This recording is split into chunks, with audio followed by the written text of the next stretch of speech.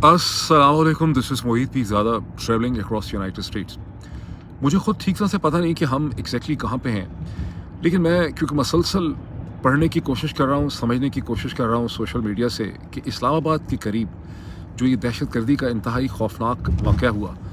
जब एक इमाम बारगाह खदीजतुल कुबरा के ऊपर हमला हुआ, जिसके नतीजे में पाकिस्तानी ज़राए इब्लाग का अब तक का जो एस्टिमेट है कि 31 लोग जो हैं जाँ बहक हुए हैं, मासूम शहरी, और 169 तकरीबन 170 लोग जो हैं वो शदीद ज़ख्मी हैं। जब भी इस किस्म के किसी हादसे में और हमले में इतनी बड़ी तादाद में लोग ज़ख्मी होते हैं, तो बहुत से ज़ख्मी जो हैं वो ज़ख्मों की ताप ना ला के ये सब्सिक्वेंट इन्फेक्शंस के नतीजे में उनकी भी वफ़ात हो जाती है, और यूँ ये फिगर जो है वो बढ़ सकता है। अब तक के पहले हम अगर देखें, ज़ाहिर है कि इस वक्त बहुत बड़ा सवाल ये है कि ये क्या हुआ, ये क्यों हुआ, ये कैसे हुआ, इसके पीछे कौन है, इस वक्त इस किस्म का हमला जो है वो क्यों हुआ। सबसे पहले हमें ये देखने की ज़रूरत है कि पाकिस्तान के जो मिनिस्टर्स हैं, शरीफ सरदारी आसिम रजीम के, जो पाकिस्तान के इंटीरियर मिनिस्टर हैं, जो पाकिस्तान के इंफॉर्मेशन मिनिस्टर हैं, उनकी इस पे क्या पोजीशन है। अता तारड़ साहब ने और उनके साथ बाकी सारे मिनिस्टर्स ने, जबकि डिफेंस मिनिस्टर हैं ख्वाजा आसिफ, अता तारड़ साहब तो मस्जिद पे भी, वहाँ पे भी पहुँचे इमाम बारगाह में। उन्होंने फौरी तौर पे ये कहा है कि ये जो कुछ भी हुआ है ये हिंदुस्तान और अफ़गानिस्तान की मिली भगत है और दोनों ने मिल के करवाया। एक इसमें बड़ी पेशरफ्त ये हुई कि जो हमला आवर था, जिसने अपने आप को बताया जाता है कि फाड़ लिया, उसके पास पहले आछी असला था, उसने फायरिंग की। उसके बाद जब उसको गार्ड्स ने चैलेंज किया तो कहते हैं कि उसने अपने आप को ब्लो अप कर लिया, और वो पिछली जो सफ़ें थीं वहाँ पे खड़ा था। अब उसकी शनाख्त हो चुकी है। उसके बारे में ये बताया अता तारड़ साहब ने कि ये एक अफ़गान शहरी नहीं था, ये एक पाकिस्तानी था, लेकिन उसकी ट्रैवल रिकॉर्ड से पता चला है कि इसने कई दफ़ा गुज़िश्ता कई सालों में, ये 1-2 सालों में अफ़गानिस्तान का इसने ट्रिप किया था। और इस चीज़ की बेसिस पे कि ये चूँकि अफ़गानिस्तान जाता रहा है, बाकी सारी चीज़ स्पेकुलेशन में है कि इसे अफ़गानिस्तान से इसको एक मजहबी मुनाफरत के मजहबी नफ़रत इसके अंदर पैदा की गई और इसको इस्तेमाल किया गया। ये बेसिक एविडेंस है जिसके बेसिस के ऊपर ये वो एक इस वक्त हमें एक थ्योरी दी जा रही है, और वो थ्योरी ये है कि हिंदुस्तान और अफ़गानिस्तान ये पाकिस्तान के ख़िलाफ़ इसलिए कर रहे हैं कि पाकिस्तान एक फ्रंट लाइन स्टेट है। ये लफ्ज़ बड़ा माना खेज़ है जिसे अता तारड़ साहब ने इस्तेमाल किया कि पाकिस्तान दहशत गर्दी के ख़िलाफ़ एक फ्रंट लाइन स्टेट है। ये टर्म जो है वो जनरल मुशर्रफ के ज़माने में इस्तेमाल होती थी 9/11 के बाद, जब पाकिस्तान की मिलिट्री का और जनरल मुशर्रफ की टीम का कहना था कि पाकिस्तान दहशत गर्दी के ख़िलाफ़ एक फ्रंट लाइन स्टेट है और दुनिया का दिफा जो है वो पाकिस्तान से किया जा रहा है। अब अता तारड़ साहब ने भी इस स्टेज के ऊपर यही कहा है कि अगर पाकिस्तान की स्टेट कोलैप्स हो जाएगी तो कोई भी नहीं बचेगा। वो किसकी तरफ इशारा कर रहे हैं जब वो कहते हैं कि दहशत गर्दी अफ़गानिस्तान से आ रही है, पाकिस्तान की तरफ आ रही है? क्या वो कह रहे हैं आगे हिंदुस्तान है? तो फिर वो कह रहे हैं कि हिंदुस्तान और अफ़गानिस्तान मिल के एक ऐसी दहशत गर्दी कर रहे हैं जिसके बाद जब पाकिस्तान कोलैप्स हो जाएगा तो फिर हिंदुस्तान भी इस दहशत गर्दी की जद में आ जाएगा। कुछ इसी किस्म की पोजीशन जो है वो अब तक सामने आई। बहुत से और लोगों को शक है कि ये दहशत गर्दी शायद इसका पाकिस्तान की अंदरूनी सियासत से भी इसका कोई ताल्लुक जो है वो हो सकता है।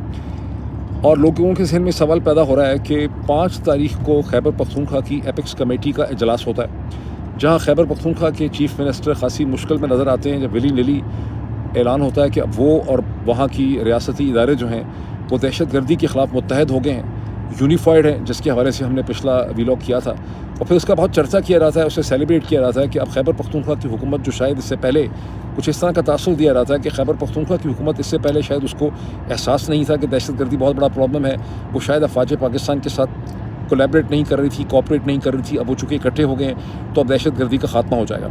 और मैंने जब अपना पिछला वीलॉग किया तो मैंने उसमें कहा कि ये सारा का सारा एक पॉलिटिकल नैरेटिव है। खैबर पख्तूनख्वा की इंतज़ामिया डिस्ट्रिक्ट के लेवल पे, पुलिस के लेवल में अफवाज पाकिस्तान के बाय एंड लार्ज मातहत है, जो वो चाहते हैं वही वो करते हैं। और ये बात सोचने की नहीं है कि कोई ज़ी-शऊर शख्स ये जहन ये बात नहीं मान सकता कि खैबर पख्तूनख्वा की इंतज़ामिया जो है वो दहशत गर्दी के मुकाबला करने के लिए या उसके ख़िलाफ़ जो ऑपरेशन किए जाते हैं उसमें अफवाज पाकिस्तान के साथ कोऑपरेट नहीं करती। वो तमाम लोग जो पाकिस्तान के इंतज़ामी ढांचे से, सूबाई इंतज़ामी ढांचे से और पाकिस्तान के अंदर जो सिविल मिलिट्री रिलेशंस हैं उससे वाकिफ़ हैं, उसको समझते हैं, वो अच्छी तरह ये समझते हैं कि पाकिस्तान की सिविल एडमिनिस्ट्रेशन किसी भी चीज़ में अफवाज पाकिस्तान के डायरेक्टर्स को रिफ्यूज़ नहीं कर सकती, तो खुदा ना खास्ता दहशत गर्दी पे भला कैसे कर सकती है। तो मैंने उस वक्त भी कहा था कि ये एक पॉलिटिकल नैरेटिव है। अब उसके अगले ही दिन जब ये चीज़ होती है, इससे जो चीज़ हाईलाइट हो रही है वो ये है कि पाकिस्तान में दहशत गर्दी का बहुत ज़्यादा ख़तरा है। हालांकि गुज़िश्ता कई सालों से इस किस्म के वाक़या जो है वो नहीं हो रहे थे। 9/11 के बाद बहुत हुए, 2007 के बाद बहुत ज़्यादा ऐसे वाक़यात हुए। उन वाक़यात की कभी भी, ठीक है, उनको अदालतों के सामने भी पेश किया गया, لیکن جہاں تک میری انڈرسٹینڈنگ ہے کہ حکومت پاکستان نے آج تک پاکستان کے اندر جو دہشت گردی کے بہت سے واقعات ہوئے ہیں اس کے بارے میں کوئی کمپریہنسو جوڈیشل کمیشن ایسا بٹھایا ہی نہیں جس کو اسٹیٹ کمیشن کہتے ہیں، جو ان تمام معاملات کی انویسٹیگیشن کرتا، ایک تو ایکوریٹ فگر ڈٹرمن کرتا اور بتاتا کہ کتنے لوگ جو ہیں کتنے پاکستانی شہری جو ہیں ان دہشت گردی کے حملوں میں جاں بحق ہوئے ہیں، کتنے سرکار کے لوگ جاں بحق ہوئے ہیں، کتنے معصوم شہری جاں بحق ہوئے ہیں، اس میں عورتیں کتنی تھیں، اس میں بچے کتنے تھے۔ اس سے یہ پتہ چلتا ہے کہ پاکستانی ریاست جو ہے اس نے دہشت گردی کے معاملات کو بہت ہی غیر سنجیدہ طریقے سے لیا، بیکاز دنیا میں جہاں کہیں اتنی بڑے پیمانے پہ دہشت گردی ہوتی ہے وہاں ریاست ایک اسٹیٹ کمیشن بٹھاتی ہے، جیسے کہ لاطینی امریکہ کے ممالک میں ہوا ہے، کولمبیا میں ہوا ہے، میکسیکو کے اندر ہوا ہے، اور پھر ڈٹرمن کیا رہتا ہے کہ اس کے ایگزیکٹ کازز کیا تھے۔ پاکستان میں صرف ان واقعات کو استعمال کیا گیا ہے ملٹری آپریشنز کو جسٹیفائی کرنے کے لیے، اور جس طرح سے یہ معاملات شروع ہوتے ہیں اسی طرح سے یہ معاملات ختم ہو جاتے ہیں۔ اس موقع پہ اب نیچرلی جیسے اب دیکھیں عادل راجہ صاحب اس کے حوالے سے گزشتہ کئی دنوں سے اپنی تھیریز بھی دے رہے ہیں، برطانیہ صرف اسپیکولیٹ بھی کر رہے ہیں کہ شاید پاکستان کی اسٹیبلشمنٹ کو اور جنرل عاصم منیر کو ایسے حالات کی ضرورت ہے جس میں وہ ڈونلڈ ٹرمپ کو یہ کنونس کر سکیں کہ پاکستان کی ریاست جو ہے وہ دہشت گردی کا شکار ہے اور یہاں پر ایک بہت بڑا کرائسس جو ہے وہ کھڑا ہو گیا ہے۔ ہم نہیں کہہ سکتے ٹھیک طرح سے کہ اصل واقعات کیا ہیں، لیکن ہمیشہ سے یہ شک رہا کہ پاکستان کے اندر دہشت گردی کے جو واقعات ہیں اس کے اندرونی محرکات ہوتے ہیں۔ الزام باہر لگا دیا جاتا ہے کہ صہیونی طاقتیں ہیں، امریکہ ہے، CIA ہے، ہندوستان کر رہا ہے، را کر رہا ہے، لیکن جو سم ٹوٹل انڈرسٹینڈنگ ہے پاکستانی لوگوں کی وہ یہی ہے کہ ہمیشہ محرکات اندرونی سیاست ہوتے ہیں، جہاں پہ پاکستان کی اسٹیبلشمنٹ نے 1980 کی دہائی کے بعد انہوں نے ریلیشن شپ ڈیولپ کیا، کبھی مذہبی انتہا پسند گروپس کے ساتھ، کبھی وہ شیعہ تھے، کبھی وہ سنی تھے، کبھی سپاہ محمد تھی، کبھی کچھ اور تھا، اور اس کے ذریعے پاکستان کی سیاست کو کنٹرول کرنے کی کوشش کی گئی، پاکستان کی سیاسی جماعتوں کو پسپائی پہ ڈالا گیا اور ایک سینس آف ڈائریکشن سیٹ کی گئی، اور ہمیشہ ایک پالیٹکس آف ایکسپیڈینسی تھی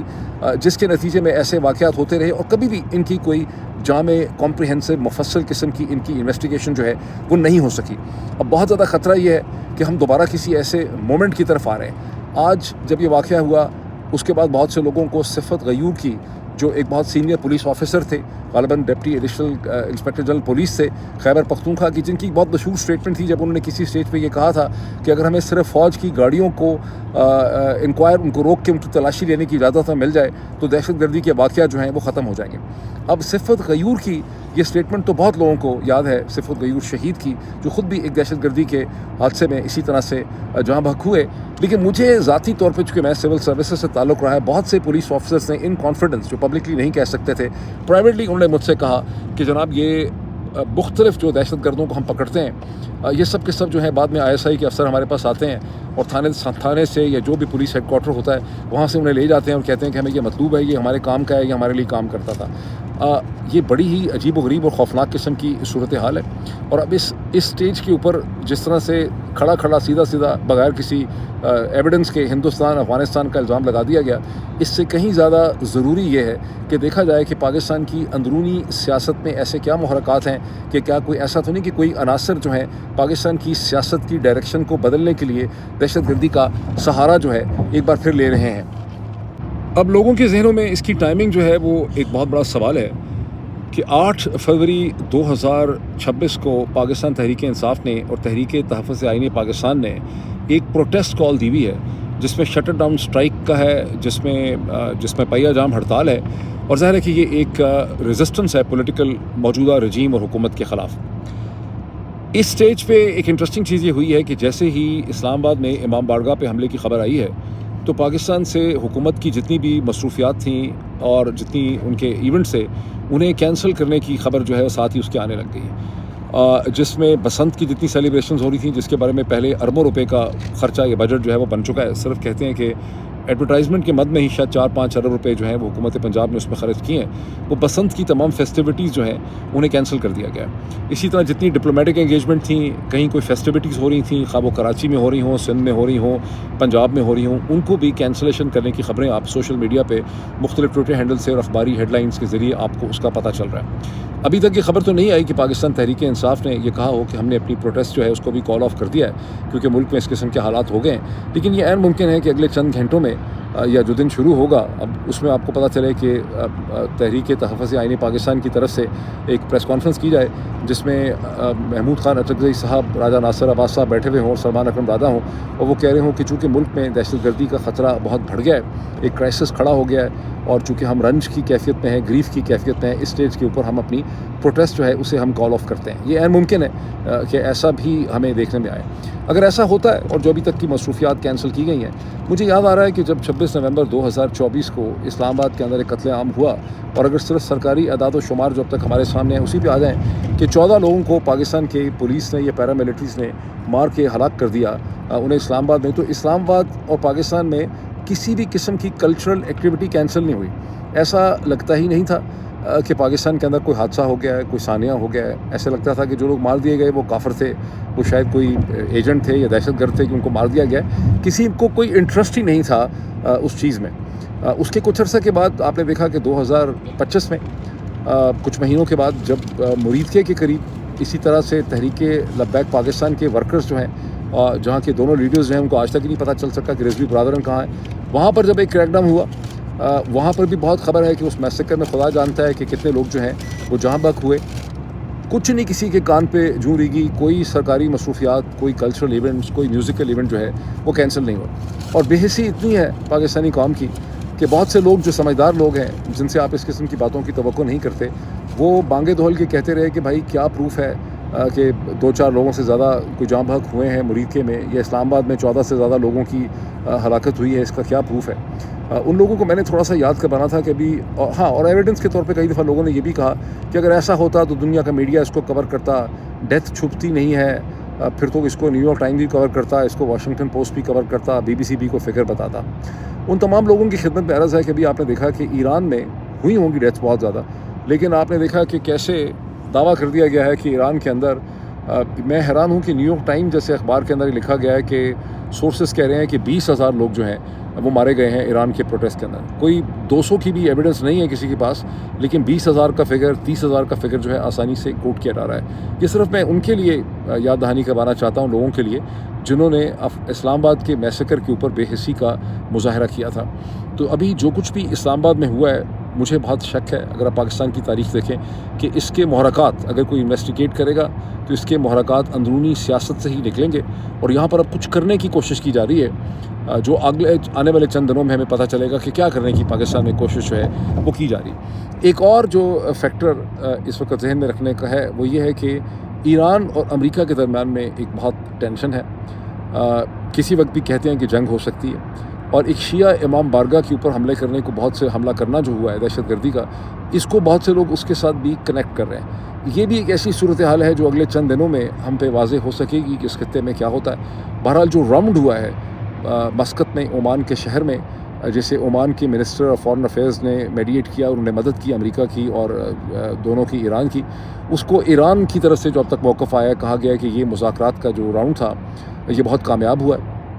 ایران کے فارن منسٹر عباس ارغچی جو ہیں، ان کی اسٹیٹمنٹ سامنے آئی ہے، ان کا ایک بہت لمبا چوڑا ٹویٹ بھی ہے ایران کی منسٹری آف فارن افیئرز کا، اور جتنی بھی خبریں اب تک لگی ہیں میں نے دیکھی ہیں، خواہ وہ پاکستان کے اخباروں میں لگی ہوں یا روئٹرز میں ہوں یا بین الاقوامی خبر رساں ایجنسیز جتنی بھی ہیں، وہ سب ایران ہی کو اس میں کوٹ کر رہے ہیں۔ ابھی تک امریکہ کا کوئی موقف جو ہے ہمارے سامنے نہیں آیا، گو کہ امریکہ کی ٹیم بھی تھی جسے اسٹیو وٹکاف لیڈ کر رہے تھے، ان کے ساتھ ہی ڈونلڈ ٹرمپ کے اپنے داماد جارڈ کشنر جو ہیں اس میں تھے، لیکن امریکہ کا موقف ہمارے سامنے نہیں آیا، میں نے کم از کم نہیں دیکھا۔ لیکن ایران کی طرف سے کہا گیا ہے کہ یہ بہت ہی انٹینس، کئی راؤنڈز ہوئے، ایک ہی دن میں 8 گھنٹے تک یہ بات چیت اور میٹنگ جو ہے وہ چلتی رہی، جس میں عمان نے مدد کی اور ہم نے بہت پروگرس کی ہے۔ لیکن اب اس میں اگلا سٹیپ یہ ہے کہ دونوں جو ٹیمز ہیں وہ واپس اپنے کیپٹل سٹیز میں اپنے پرنسپلز کو رپورٹ کریں گی، یعنی واشنگٹن میں اور تہران میں، اور پھر ان ڈسکشنز اور مذاکرات کو جاری رکھا جائے گا۔ ایران کے فارن منسٹر نے یہ بات واضح کر دی کہ ایران صرف اپنے نیوکلیئر ایشو پہ امریکہ کے جو کنسرنز ہیں اس پہ نیگوشیٹ کر رہا ہے، اور کسی بھی ایشو پہ اس اسٹیج پہ نیگوسیشن جو ہے وہ نہیں کی جا رہی۔ بہرحال میں یہ کہہ کے کنکلوڈ کرتا ہوں کہ شاید ایران اور امریکہ کے درمیان میں جو چیز ہو رہی ہے اس کے ساتھ اس کا تعلق ہو، جو کچھ اسلام آباد میں ہوا ہے زیادہ چانسز ہیں کہ پاکستان کی اندرونی سیاست سے اس کا تعلق ہوگا. ہندوستان اور افغانستان کو الزام دینا جو ہے وہ بڑا آسان کام ہے. ایک چیز جو عطا تارڑ صاحب نے کہی، انہوں نے کہا کہ ابھی تو ہمارے بہت بڑے امپورٹنٹ ٹریڈ ٹاکس ہوئے ہیں اب ازبکستان اور قازقستان کے ساتھ. پہلے قازقستان کے پریزیڈنٹ پاکستان میں تھے، پھر ازبکستان کے تھے. اگر آپ تھوڑی سی بھی گوگل میں ریسرچ کریں گے تو آپ کو پتہ چلے گا کہ جہاں بہت ایمبیشس فگر دیے گئے ہیں کہ $1 بلین اور پتہ نہیں $2 بلین کا ٹریڈ ہم کریں گے بائی لیٹرل، ابھی صورت حال ہے کہ ایک ملک ان میں سے جو ہے اس کے ساتھ تو غالباً $100 ملین کا ٹریڈ ہے بائی لیٹرل، اور دوسرے کے ساتھ تقریباً $400 ملین کا ٹریڈ ہے جو سارا کا سارا ان کے فیور میں ہے. اور چونکہ افغانستان پاکستان کے درمیان میں تعلقات مسلسل خراب ہی ہیں تو ظاہر ہے کہ سینٹرل ایشین ریپبلک کے ساتھ کسی بھی ٹریڈ کا بہت زیادہ بڑھ جانا، انلیس کہ آپ یہ کہیں کہ افغانستان میں حکومتی تبدیل ہو جائے اور وہاں پہ ایک پاکستان فیورٹ گورنمنٹ آ جائے، وہ ایک پاسبلٹی کا ہم کچھ کہہ نہیں سکتے اسٹیج پہ. لیکن بڑا مشکل ہے کہ بائی لیٹرل ٹریڈ جو ہے وہ اگر $400 ملین سے $2 بلین یا $5 بلین تک چلا جائے، اور جو ٹریڈ $100 ملین کا ہے وہ $1 بلین تک اگلے 5 سال میں چلا جائے، جبکہ افغانستان کی صورتحال جو ہے وہ ٹھیک نہیں ہے. لیکن یہاں پر یہ بھی چیز ہے کہ اگر ایسا سوچا جا رہا ہے تو پھر کیا افغانستان کے حوالے سے بھی کچھ سوچا جا رہا ہے؟ ابھی اتنا ہی، میں کسی جگہ پہنچتا ہوں تو پھر تفصیل سے دوبارہ اس پہ بات کرتا ہوں.